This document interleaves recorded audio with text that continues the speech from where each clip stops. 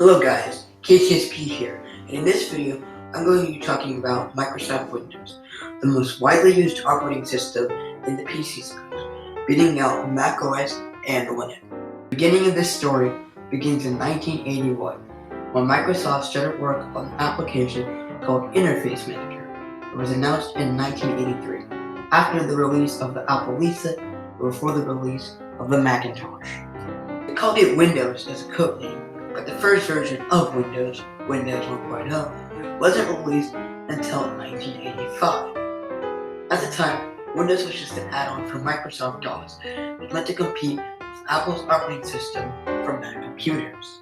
The second version of Windows, Windows 2.0, was released in December 1987. It was more popular than 1.0, and it brought new improvements to the user interface and memory management. And when 2.03 came out, it changed the OS from titled Windows to overlapping Windows. Although, as a reaction to this, Apple Computer filed a suit against Microsoft over copyright. In 1990, Windows 3.0 was released to the public and had a few user interface changes, and Microsoft rewrote important code from the C language to the assembly language. 3.0 is the first to reach huge success with the public, selling 2 million copies in the first 6 months. In fact, starting with the 3.0 line of software, up until Windows NT, the code for the operating system will be referred to by a number .x, indicates the Windows 3.0, the 95 and 98 releases. This is a perfect segue for the release of Windows 95, probably the most influential release of Windows to date. Windows 95 was released on August 24, 1995. And although it still ran on MS-DOS, it supported 32-bit applications, plug-and-play hardware, preemptive multitasking, and more. It also had a new object-oriented redesign compared to the old Program Manager. 95 added a Start menu, taskbar, and File Explorer, previously known as Windows Explorer. All things that are still in Windows now. Windows 95 was a huge commercial success and had 4 major OEM service releases. The first one was bundled with Microsoft's web browser, Internet Explorer. Windows 95 support ended in 2001. On June 25, 1998, Windows 98 was released, and for the most part, it was exactly like Windows 95, although it added the Windows driver model and new updates for applications such as Internet Explorer 4. Now that we got in those two out of the way, I'd like to talk about these next 3 in a bit more depth, as their stories correlate with each other. They are Windows NT, Windows 2000, and Windows 8.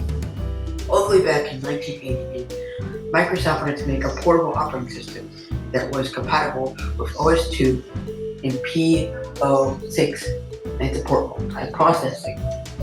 It was to run an i860XR RISC processor and started development in 1989. Also, Windows 3.0 was being developed at the same time as 8T. When 3.0 was released, it was so successful that it changed 8T's API from that of OS/2 to an extended version of the Windows API. This caused tension between Microsoft and IBM, so the collaboration fell apart. IBM continued on with OS 2, while Microsoft went on to make Windows NT. Windows NT 3.1 to 3.51 operated a lot like the Windows with the 3.1 X did, but afterwards would operate more like Windows 95. Or at least that's how things were until the late 90s. Back when Windows 98 was still new, Microsoft said it would be the last version of Windows run on top of MS-DOS, but that didn't happen. Instead, they ended up releasing Windows SE and Windows ME to the consumers, and Windows 2000 was the business version of ME. ME would be the final version of Windows to run on top of DOS before the more stable NT code took over from XP to modern day. ME added some new interface shells from 2000 and added new software such as the infamous Windows Movie Maker. After these 2 were released, Microsoft went to work on a new version of Windows with 2 parts, Odyssey and Neptune. They planned on making Odyssey the next business version, and Neptune, the next consumer version. This proved to be too ambitious, so they merged the two and gave it a new codename, Whistler. The goal of Whistler was to unite the consumer and professional version for Windows. On June 21st, 2001, Windows XP was released, and was a success. It was supported for 12 years until 2014, and all support was dropped.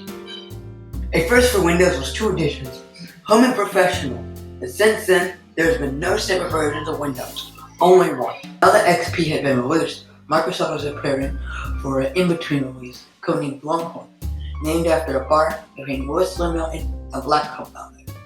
Although his plans for Longhorn, eventually Windows Vista, to be a small release, ended up taking features from Blacktop, which would eventually be Windows 7. Let's just say Vista had a bad development cycle and was sort of rushed, leading it to be in the state that it was.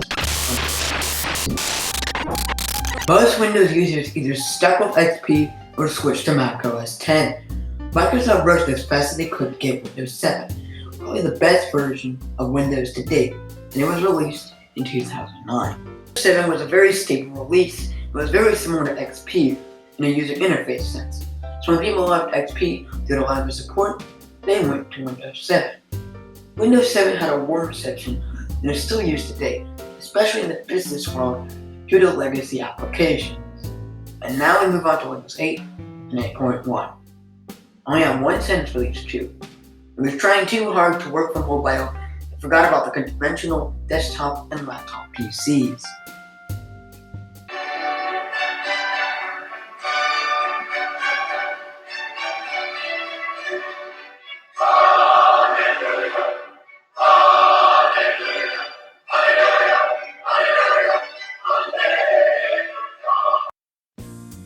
Okay, alright, enough jumping around. Okay. Windows 10 was released on July 29, 2015. This is the most current version of Windows, and is my favorite version, only being outshone by a smidge due to newly released software that probably wouldn't run on Windows 7 as well, or not even at all. Windows 10 took the best from 7, the best from 8.1, and combined them into a well experience. And I feel like it's going to stick around for a good amount of time. So that's it for the history of Windows. Hope you guys enjoyed this video. If you want more tech-related videos, whether it be software or hardware or company side of things, just let me know in the comment section below. Tell me what you thought of this video and have a good day.